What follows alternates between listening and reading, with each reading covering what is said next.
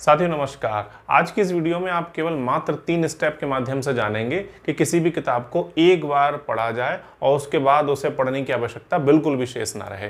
तो आइए शुरू करते हैं।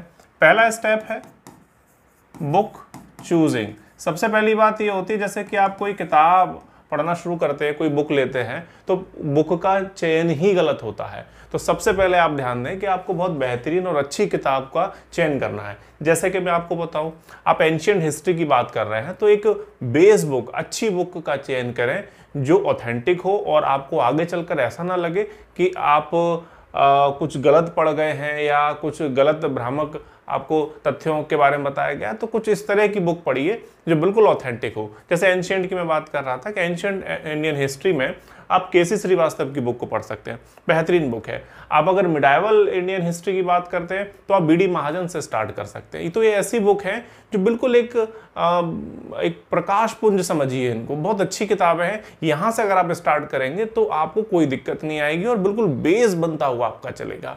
अगर आप मॉडर्न इंडियन हिस्ट्री की बात करें तो बीएल ग्रोवर को पढ़िए, रामलखन शुक्ल को पढ़िए। तो यहाँ से अगर आप स्टार्ट करेंगे तो बहुत अच्छा आपको लगेगा। तो आपको बुक का चयन बिल्कुल सही करना है अगर आपको बिल्कुल बेसिक रूप से अगर किसी विषय को जानना है, समझना है। तो ये बुक चूजिंग वाली जो गलतियां हैं वो बहुत से छात्र करते हैं। अब जैसे मान लीजिए आप ज्योग्राफी की बात करें तो इंडियन जो ज्योग्राफी है वो उसके लिए माजिद हुसैन को पढ़िए, बेस बुक बनाकर उसको तैयार कीजिए। तो गलत पुस्तक का चयन ना करें, अच्छी किताब का चयन करें जिससे कि आपकी आगे की जो लाइफ है बहुत बेहतरीन रहे। अगर आप जो प्राकृतिक भूगोल है उसके लिए आप डीआर खुल्लर को पढ़िए। अगर आप पॉलिटिकल साइंस की बुक पढ़ना चाहते हैं तो एम लक्ष्मीकांत से स्टार्ट करिए। इकोनॉमिक्स की पढ़ना चाहते हैं तो रमेश सिंह या एस एन लाल से स्टार्ट करिए। तो ये इस तरह की अच्छी किताबें हैं कि अगर यहाँ से अगर आप अपनी स्टडी स्टार्ट करते हैं तो बहुत ही मजबूत आपका एक तो बेस बनेगा और दूसरा आप आगे चलकर आपको कोई ज़्यादा बड़ी दिक्कत नहीं आएगी। बहुत ही कम किताबें पढ़ने की आवश्यकता से इस बचेगी। सपोज करिए आप कोई रटंत या कोई तथ्य संग्राहक जिसमें फैक्ट बहुत ज़्यादा है, ऐसी बुक को ले लेते हैं। एक तो फैक्ट आप रटते रटते परेशान हो जाएंगे क्योंकि वो समझा सकती नहीं है फैक्ट आपको, और उसके बाद फिर उन फैक्ट को समझने के लिए आपको पुनः फिर जो मेरे द्वारा बताई गई पुस्तक है उन्हीं पे आना पड़ेगा। हालांकि अच्छी पुस्तकों का लिंक मैं अपने डिस्क्रिप्शन बॉक्स में जरूर दे दूंगा, आप वहाँ भी इनको देख सकते हैं। तो बुक चूजिंग आपको क्लियर हुआ। तो आप कि जो स्टडी से रिलेटेड बुक्स है तो इस तरह से चयन करिए जो मैंने अभी आपको बताया, तो आपको कोई भी दिक्कत नहीं होगी। इसके बाद आपको दूसरा स्टेप क्या लेना है। पहला ये बेहतरीन स्टेप था जो आपने देखा। दूसरा इंटरेस्ट। यहां सबसे बड़ी गलती करते हैं स्टूडेंट्स। सबसे बड़ी गलती यही होती है जो अब आपको बिल्कुल नहीं करनी है। ये मान के चलिए इस वीडियो का महत्वपूर्ण बिंदु है, यानी कि पॉइंट नंबर 2, इंटरेस्ट। मैंने अक्सर सुना है, देखा है कि छात्र किताब पढ़ते समय ये सोच लेता है कि आज पूरे दिन में 50 पेज तैयार करने हैं, 50 पेज पढ़ने हैं। तो वो 50 पेज तक टिक कर लेता है और उसके बाद 50 तक पहुंचा और बोलते बस इतना काफ़ी है।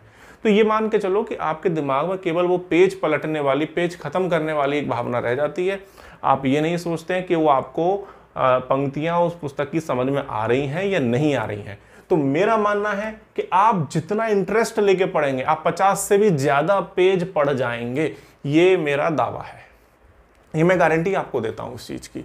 आप पन्ने ना गिने, पेज ना गिने, आप बस इंटरेस्ट के साथ उसको पढ़ें। अगर आप इंटरेस्ट के साथ पढ़ेंगे तो उसका फायदा एक तो ये होगा कि आप ज्यादा पेज पढ़ जाएंगे, ये मेरी गारंटी है। दूसरा, आपको वो समझने आने लगेगा और आपको इसलिए बार बार वो पुस्तक पढ़ने की आवश्यकता नहीं बचेगी। ठीक, तो क्लियर हुआ आपको कि आपको बिल्कुल ध्यान रखना है, इंटरेस्ट के साथ पढ़ना है। आपको पेज नहीं गिनने हैं कि आज मुझे 50 खत्म करने हैं और अगर 350-400 पेजेस हैं तो 6-7 दिन में खत्म करने हैं।